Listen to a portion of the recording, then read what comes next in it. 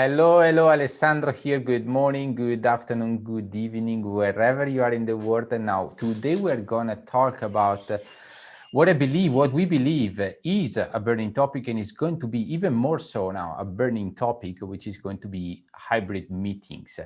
As we know, we are going through very difficult times, especially for the my sector. And the reason why I have on one side Silvia, but on the other side also Hanna Lak, and I will let Silvia Cantarella, who of course you perfectly know her because we have already been shooting many videos together. I will let her introduce our guest today, which is Hanna Lak. But anyway, the reason why we have Hanna today in the call with us in this recording is because Hanna has been running quite a successful case study, let's put it this way, in Finland. So I don't want to spoil anything. I will just hand over to first Silvia to say hello and to introduce Hanna later on, and then we're going to talk. Thank you, Hale. Hi, everybody, and thank you, Hanna, for being here. Just a brief introduction about who you are. Hanna is a revenue management expert. She has 20 years of experience in total revenue management. She's the founder of HMMH Consulting in Finland, and she founded the Nordic Revenue Forum. I was actually blessed to be one of Hanna's students, let's say, because she was one of my first trainers in revenue management at my Starwood Times. So a great expert, and it's great to have you here today talking about the hybrid meetings. So what's happening right now? Are there any best practices, and what are the challenges that are in the industry? Thank you, Silvia. And while I feel myself that there's so much still to dig into in these virtual meetings, but thank you for the opportunity to come and discuss this with you and hear a little bit on how this world looks in your end of the world. I think we started this discussion when I was sharing some things that actually City of Helsinki has done.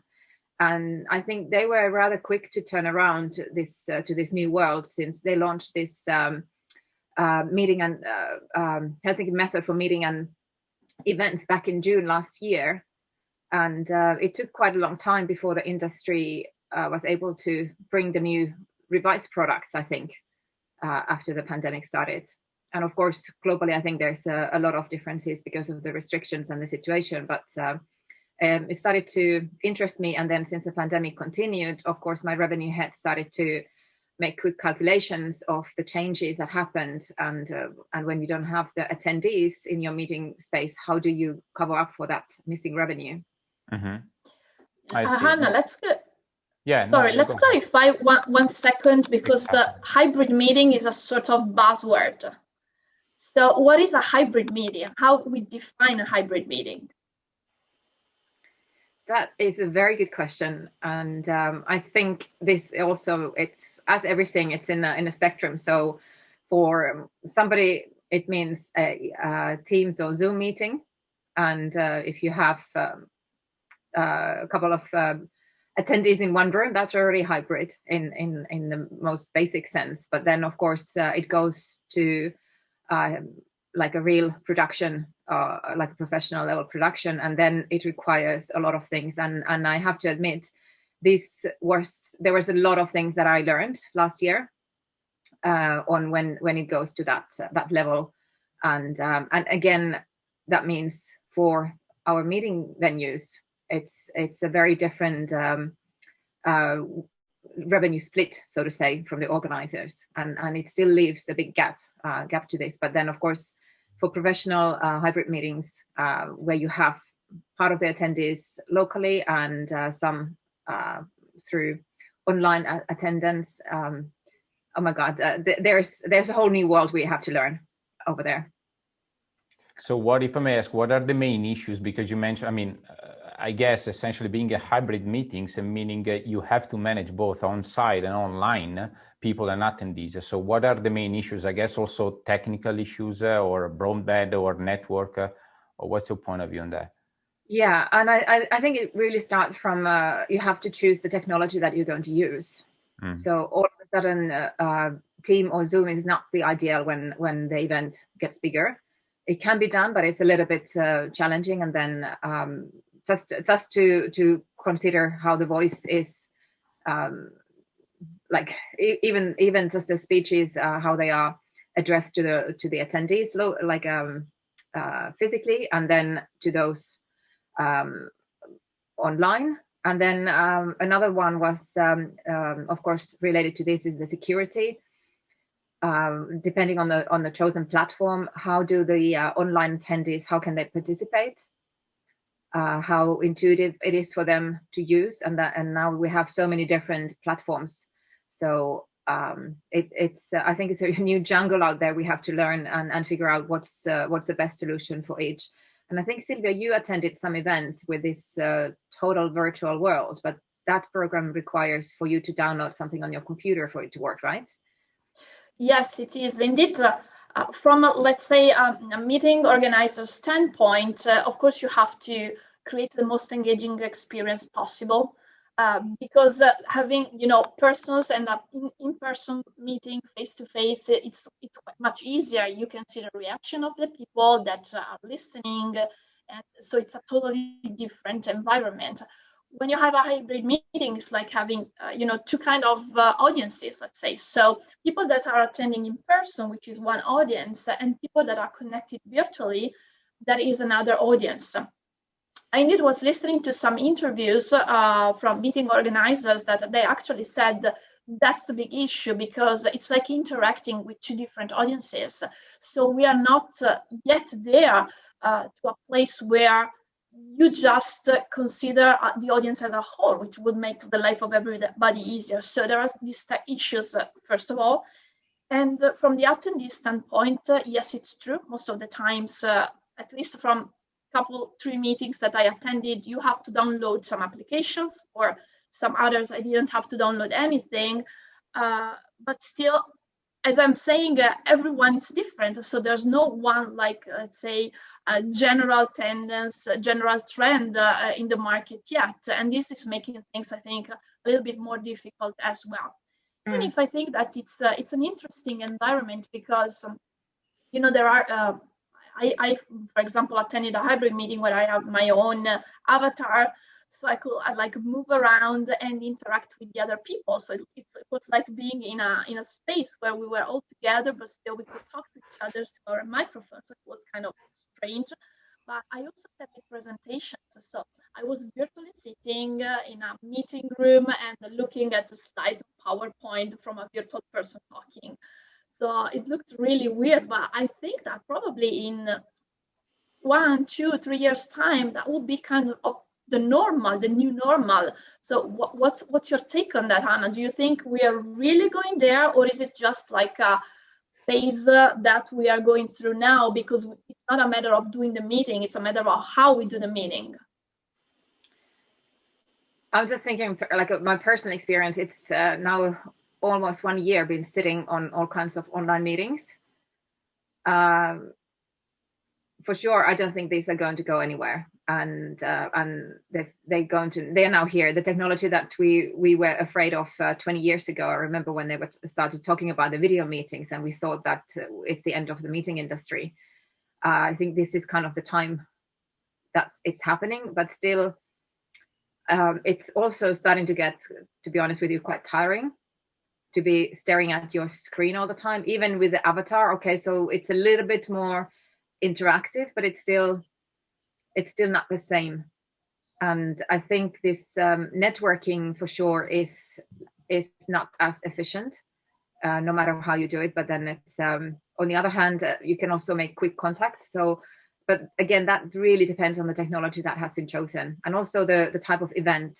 Do you want to show participant names like we have here now, or is it something that you have to have a technology that doesn't expose who's attending to all the other people and so forth? So it's still a lot to decide, and I think it goes event by event. You have to go through this. I actually can give my, sorry for interrupting. Sorry, go ahead. Absolutely, go ahead. No, because I actually wanted to kind of support what you just said, but also give you my kind of testimonial, because I got and I participated and attended a hybrid meeting, and no longer than 7 days ago, meaning last Thursday. and was actually my first one of this kind. And I have to be honest, the feedback is very, very, very good, actually. I can give you my feedback in terms of not just attendees, but also as a speaker, because I was one of the speakers of this event. And I was, of course, one of the remote speaker, in the sense that, just like you said, I was supposed to be, in front of my screen like 8 hours in a row, which was quite tough, I admit. But anyway, we manage, all right, we kind of manage the situation in the sense that, okay, I could have some time off in order to, at least to go drink a glass of water or have a coffee or whatsoever. But the point is that if the technology can support this, and in that sense, last week my experience was totally positive, it's a very good experience, because the online meeting only can never be a replacement for the offline meeting, meaning on-site meeting. Also from an emotional perspective or a physical perspective, let's put it this way. The hybrid meeting is something that definitely gets closer. Of course, it's not the same, but I have to be honest, it's been a great joy for me after so long to be in that position in a hybrid meeting, because I was very, very close to a sort of normal event that I used to, attend to and to be joining to, and it was a nice feeling. So I think there are many opportunities in this area also in the future. So I mean, no matter the pandemic, but also in the future, I think now the path is there, and I think we just need to follow, right? Also from a revenue stream. I mean, talking about on the other side of the bench, meaning hotels who can be the deliverers, or those who can deliver those services. What's your point of view, I guess, from a revenue perspective or revenue streams? Yeah, I think that's kind of was where my concern started. Is that well, in Finland and in Europe, it's quite popular to sell these conference packages, which is obviously based on the number of people who are attending, and that's including the coffee breaks and the lunch and so forth. And now you're kind of left with room rental only, or room hire for the space. And this technology, when you want to do a super, like a high level quality event and broadcasting, then the technology will perhaps cost more than what companies used to spend on the live events before. And that very few venues here have such technology themselves, so they would have to then get it from somewhere else. And now I think if you have a look at it, and also they don't have the staff who knows how to use these technologies. And then if the organizer brings whatever solution they have chosen, so who is then going to be running this technology for them all the time? So now we are left with room hire only, and then I think that's the biggest concern: how to fill the space, because empty spaces doesn't produce anything. I see. I understand. But is there? Yeah, and welcome back, Silvia, because we lost you, I think, for 1 minute. No, but actually another point. It doesn't matter who's running it. It seems that there's so much technological. There's always, exactly. And no matter what. That was also another thing. I did it on purpose to show that there are tech issues for the hotels right now, right? So I completely, but you didn't see me, but I could hear. So yeah, I completely agree with what you said, Anna. And talking also to the hotels right now, people that have concerns about, yes, we would love to host the hybrid meetings, but what can we do? What do we have to do? Technology, broadband, the fact that you have to rent technology or either buy security, silence also, because you need to have a room, which of course training, support and everything is a big concern, and it's not cheap at all. So you have to put a big investment on the plate when you decide to host a hybrid meeting.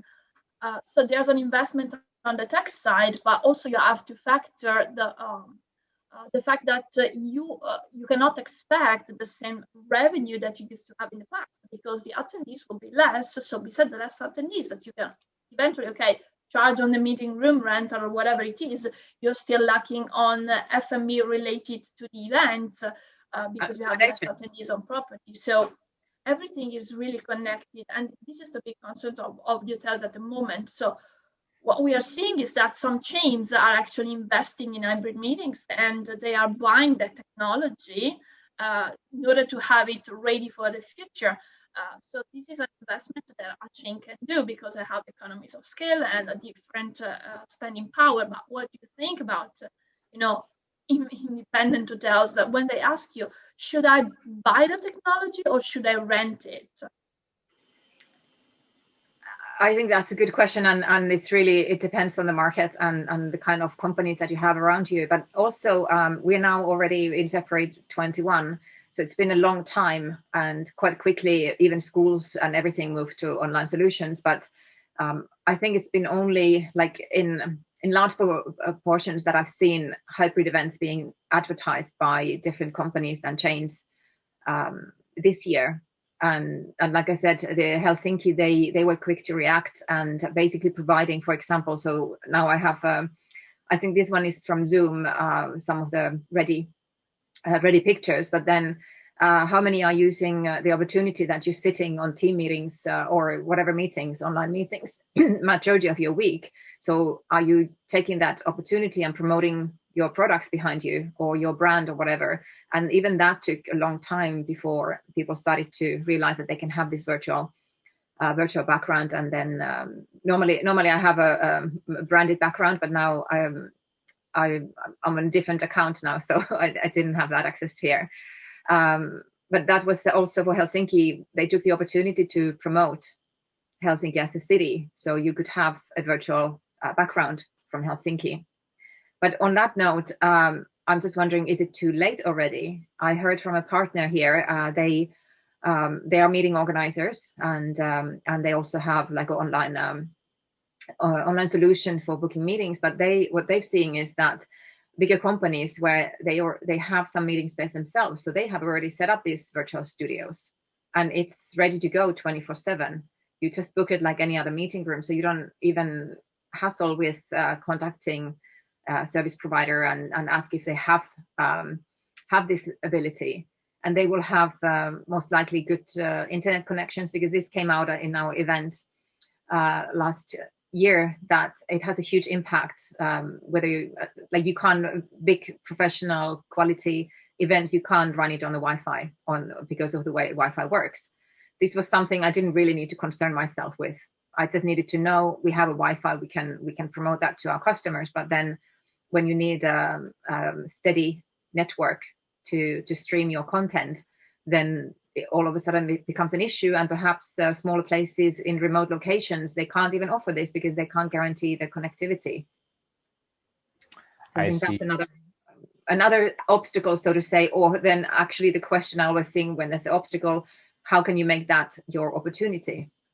Right. And how does that impact on what kind of customers you should be trying to attract at this moment?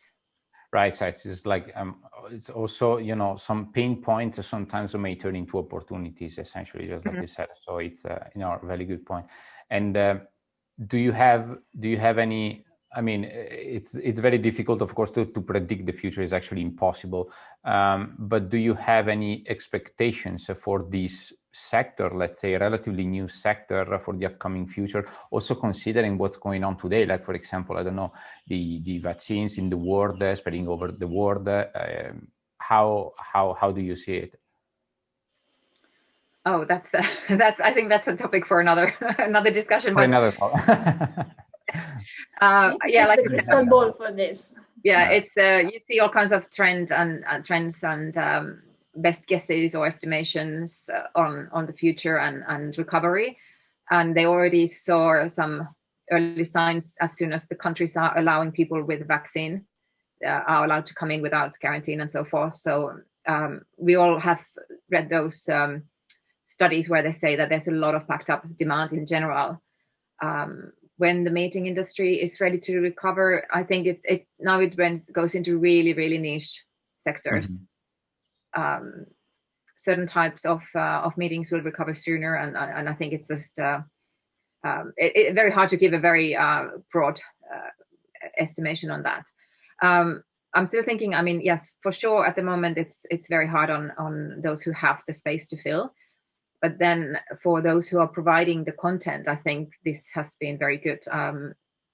I just attended this Enter 21 conference with a lot of tourism researchers and technology in January, and it's a conference that I wanted to attend many years now. It's 4 days, and I think it's been in Italy and it's been in different places. But basically, for environment, it was good. I didn't fly. For me, it was good that I was able to spend my evenings with my family and still attend to the topics that I found most interesting. So as an attendee, it was working. Also, there were some technical glitches, but the content was still delivered very nicely. But of course, I didn't get to network as efficiently as I would if I had been there having drinks and dinners and everything with people. So that's one part that you are lacking. But on the other hand, now you can attend global events when they are available online. So for attendees and for the content providers, it's to deliver the message that they want to deliver. It's brilliant. But then, yes, for sure, for the space, it's a huge issue. Right, I agree, and also for the networking. But now, as Alessandro is only making Western, I have a question for him too. So when we are seeing these virtual spaces and we just go around these virtual events, we can see that there are opportunities for marketing also these events, because you potentially reach a lot of people in these virtual spaces, and you can be present with your product, with your hotel, when you think it's the right fit to be there. So what you see is an opportunity on that. Yeah, especially when it comes to prospecting, because the way I see it from a marketing perspective is that also from a potential customers, there is not much knowledge. And maybe I'm wrong. Maybe Hanna, you can correct me if I'm wrong, but there is still, a huge bunch of people who are not even aware of the fact that there is this possibility of having and conducting and attending hybrid meetings. And therefore, there is potentially a lot of demand, but not enough awareness so that this demand can grow. And that's why, in my opinion, from a marketing perspective, if a hotel can fit this kind of requirement, can be a very good fit for these hybrid meetings, of course, it's not enough to just attend and post like something on the website that they are a good fit for hybrid meetings. But it has to be a lot of generating demand marketing, which is, of course, a prospecting. That is what I will personally do. So in very simple words, that's what I will do. How I will, that's another question, in the sense that just like Hanna said, we can open a separate topic in discussion and a whole new recording about the house. But I think there is a lot of opportunities. It's what I call the blue ocean in a way, in the sense that there is still not much awareness on both sides. Client side, meaning potential customers, but also on the hotel side. And therefore is an opportunity, a pain point that might turn into an opportunity. So that's... I like your concept of blue ocean. I think there actually is. Also, if we think about sponsorships, virtual booths, online presence, advertising, marketing.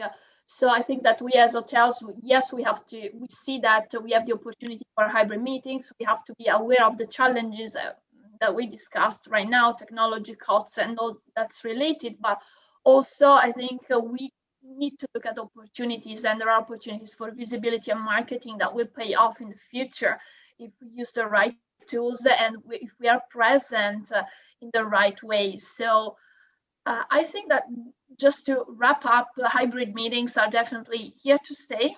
They won't disappear anytime soon, but there's a lot of pent-up demands for events and meetings that need to be in person. So I'm sure that we'll see also in-person meeting coming back. It's just a matter of time. But as I always say, we need to run a marathon. Right. Let's run it. Right? So that's the way we have to do, right? Let me ask you, just to wrap. Oh, sorry. No, go ahead. I didn't want. I was thinking of what will definitely happen. I think these solutions, the technology we will see improvement in there. These types of virtual rooms and everything, they are a little bit basic at the moment. So I think tech will jump on that one, and we will see better solutions in the coming years, I'm sure. Fantastic. Let me just wrap up 30 seconds each. A question to both of you. Would you miss a real hug when it comes to hybrid meeting. Everything is hybrid, too much is still online. And I'm saying just because of my previous experience that I shared with you, I kind of still miss the human touch. But what's your point of it? I would say absolutely. I remember we met in London with Sylvia a couple of years ago, and we were able to have a drink and get a nice selfie. And now this selfie is a little bit lacking in the atmosphere. Same thing. I think it's a compromise. We will get used to do hybrid meetings and to keep them, but we will go back also, as I said, to do the in-person meetings, because for networking purposes, that's a completely different experience, as we said. So we just have to get used to both, and that's the future. Right. That's also part of the new normal, right? It's a word that I really don't like, but okay, let's stick to it. All right, thank you so much, both. It's been a real pleasure and a great honor to have you here. Also, thank you, Hanna and Silvia, for sharing such valuable information. I guess that this is going to be really something we might look after in the very next future. Thank you, and goodbye. Thank you so much, Alessandro and Silvia. Nice to see you. Bye. Bye.